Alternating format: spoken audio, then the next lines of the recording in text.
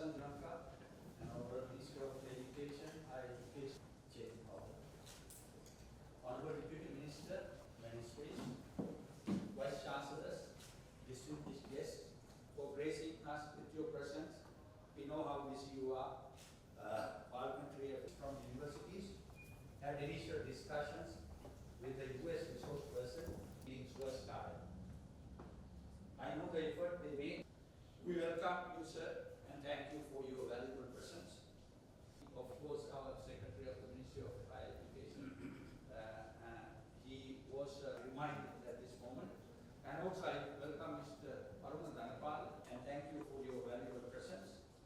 I also welcome our Vice Chancellors, all the distinguished guests. Thank you very much. The UGC Vice Chancellors, members of the AI Policy Framework Committee right over here, and the U.S. Embassy. Thank you for being here today, and a very good evening to you. And be part of the committee that has developed the first National AI Policy Framework on governance, institutions and operations, people, practice and capability, and systems infrastructure, a framework in response to that very gap. System of AI governance across Sri Lanka State University system. We now turn to the framework domains themselves, beginning with a group leader led by Professor Fajira here. We deal with core governance functions, and they are listed there. I'm not going to read them one by one, but as all of you, high-level decision makers, policy makers, you would realize the importance of those. Then we move down to systems level expectations. Those are policies that we are not going to mandate, but those are preferable. And we encourage the institutions to adopt them and to operationalize them. Overall, our core concept is that this framework is going to be an enabler, right? But for a responsible AI use, not a limited factor. So in the bottom line, this framework supports responsible academic use of AI across the board while preserving academic integrity, rigor, and judgment. Also, we looked at ways to implement, like for example, review, redress mechanism, etc. We already have an existing infrastructure within universities. We can empower them to address some of the challenges that arises due to AI. We again have looked at domain 5, the data systems and procurement, under 3 categories. The general core governance priorities, and then we looked at the expectations that we have and system level, how we can coordinate and work on it. So to give you a little more details, so for the first item, core governance, we were thinking, okay, so if you are going to introduce these systems and procedures and practices to education institutions, higher education institutions, so student, staff, and all institutional stakeholders, we are talking about their data, so we'll have to make sure they are protected, they are properly reviewed before we do such integration on how to do these better. So at the same time, listed down, and also how the safeguarding can happen, how an collaboration, partnership, we looked at those as well. And also we have listed. Well, let's start with what's the UGC role in this implementation mechanism. It's basically starting with the foundation, where we discuss about the glossaries and the certain terms in the policy, and they set up standards, and then develop the capacity frameworks. Well, this we expect to take around 0 to around 3 months time to complete the task. Then, of course, the most important part is the implementation at the university levels. Why it's important, we understand that there are still a lot of differences. For example, it's regionally, it's, the socially, and as well as we talk about the digital divide, and then the variations across disciplines, and all these comes, and then therefore there are a lot of flexibilities in the framework to implement this one. Congratulations. Clearly there's a lot more to be done as well, but first of all I want to thank you for what seems like a very comprehensive framework, and thank the UGC also for taking this initiative, and of course the US Embassy for its support. There's no doubt that this is an extremely urgent issue that we need to address. That we live in a rapidly changing world. This is becoming a cliche, but the rapidity with which these changes are taking place and the fact that these changes are driven by a technology that we are struggling to comprehend in its entirety makes it all the more challenging. So I think it is really important that we have systems in place, both at policy level, governance level, and at implementation level, to be able to deal with these changes and also to manage the changes that are happening. I think this is essential. Also, I think, if I may say this, what I personally find particularly worrying about the rapidity with which these changes are taking place is that much of the technological innovation and change is being driven by corporates, right? And generally, if you look at human history, change has taken place in very different ways. The kinds of interventions that have been, that have led to massive transformation of how human society evolved wasn't driven this much by corporate interests, right? Now, so there's an advantage to this in that it makes it very innovative, very agile, very responsive. But at the same time, I think there are issues that we also need to take into account about how much these kinds of technological changes take into account issues of ethics, issues of governance, issues of inclusivity, all of these things which are fundamentally important also to us as humans and as a society that is primarily about the well-being of humans. So in that context, I think this kind of conversation and these kinds of frameworks are absolutely essential. And again, I really want to thank you for this initiative, and I really hope that you can continue to work on this and make this not just another policy document that sits in some dusty corner of the UGC, but something that is actually going to have an impact on our systems. There's no doubt of the potential of AI and this technology in that it can ease many of our burdens when it comes to administration, managing systems, all of this, and even how we do research. But also I think we need to acknowledge that there are several challenges that we need to be able to deal with, that we need to first understand as well. And in the context of higher education, this becomes even more critical, where higher education is the site where knowledge is produced, knowledge is disseminated, where research happens, and the impact of AI on all of these different domains is, I think, something that we are only beginning to understand and comprehend. And as was mentioned by many of you, this is clearly not an issue just of technology. It is very much an issue of policy, ethics, and governance.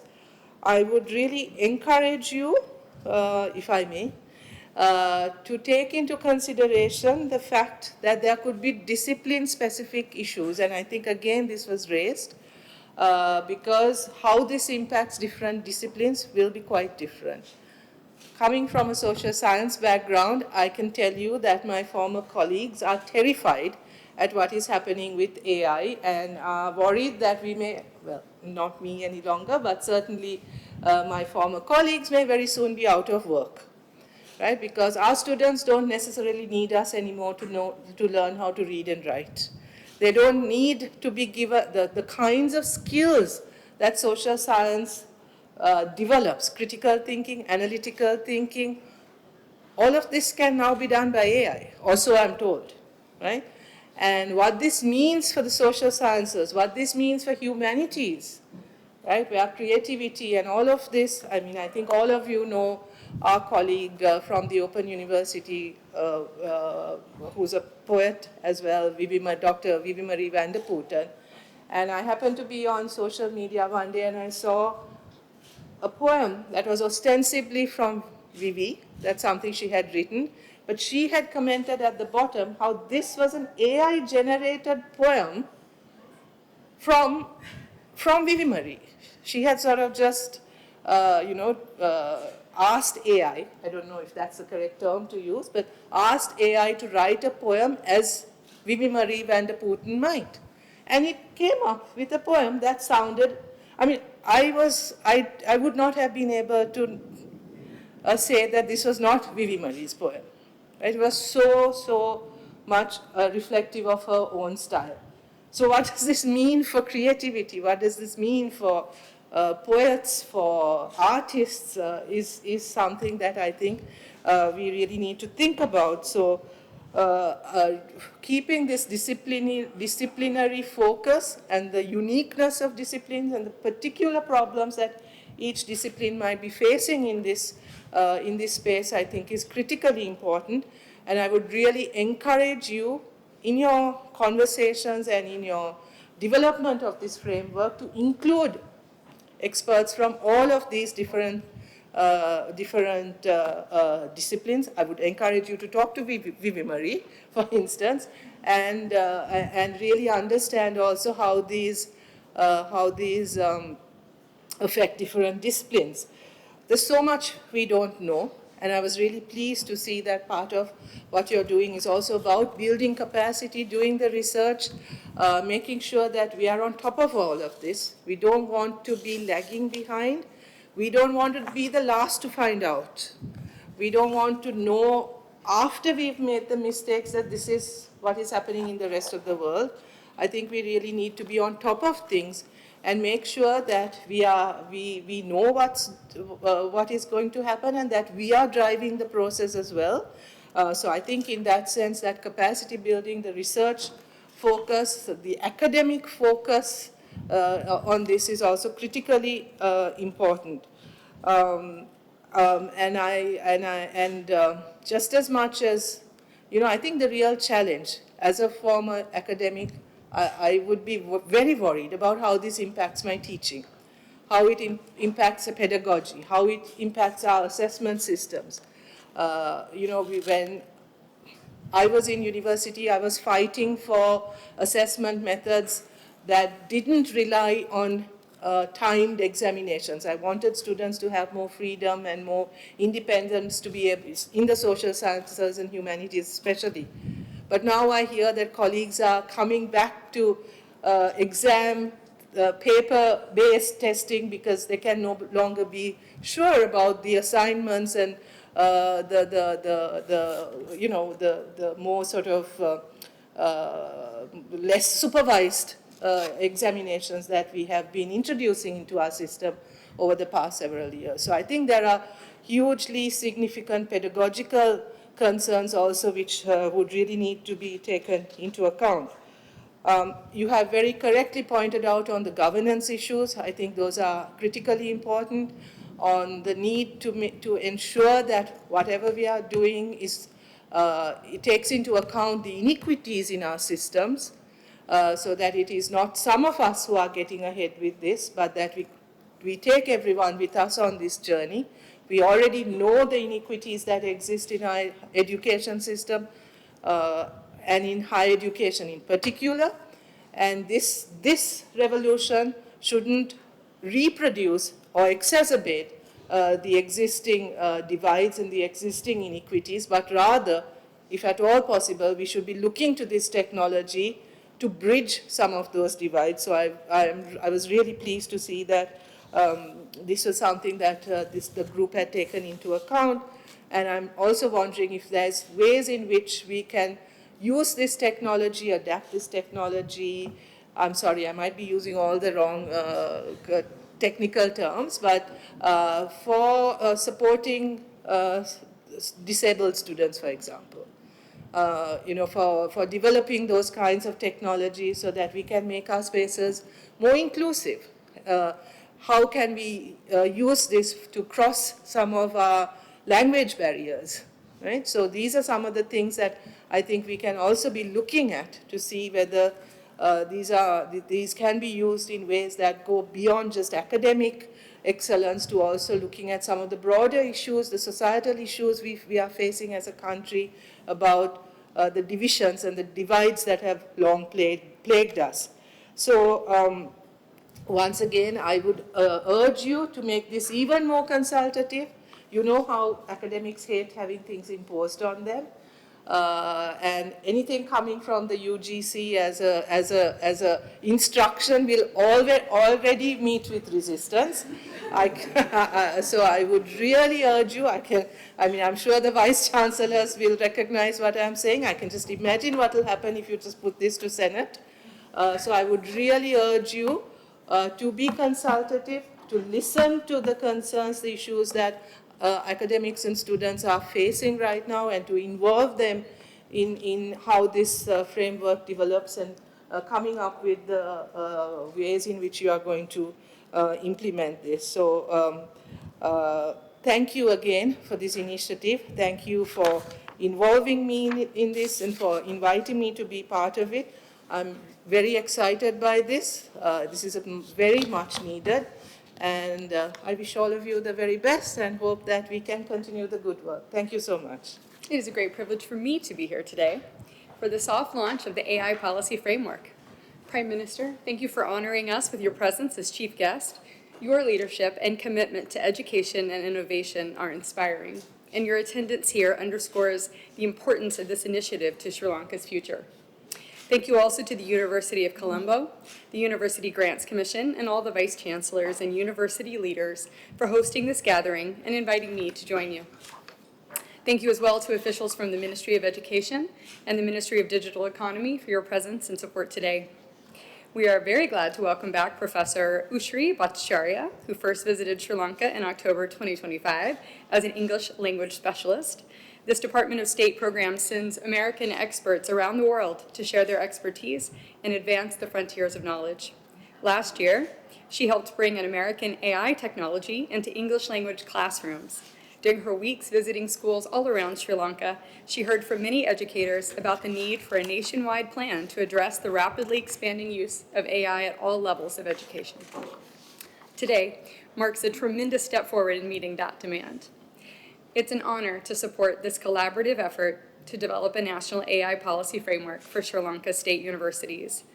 The march of technology waits for no person, so AI capacity building initiatives like this one are essential for both of our great nations to embrace the new reality and prepare for an even more advanced future. Higher education systems worldwide are navigating rapid AI adoption, raising important governance questions. While there is a national AI strategy, Sri Lanka's universities currently operate without a coordinated framework for the AI education sphere. This initiative fills that gap, promoting transparent, thoughtful, ethical, and responsible use of AI across the university system while providing clear, nationally aligned guidance. When this framework enters into force, students, administrators, and university leadership will have a clearer picture about how AI can enhance, not replace, the human-centered learning process. The framework addresses critical areas including academic integrity, data protection, and university-industry partnerships, laying the groundwork for mutually beneficial relationships for years to come. Today's meeting is a critical stage in ensuring that higher education in Sri Lanka meets the challenges of the future and emerges stronger for it. Your engagement as vice chancellors and senior stakeholders guarantee the framework reflects institutional realities and national higher education goals. The framework is designed as shared institutional infrastructure, not a prescriptive document, allowing flexible adoption across institutions in ways that make sense in a local context. Prime Minister, your government's vision for education and digital transformation provides the foundation for this work, and we're grateful for your partnership.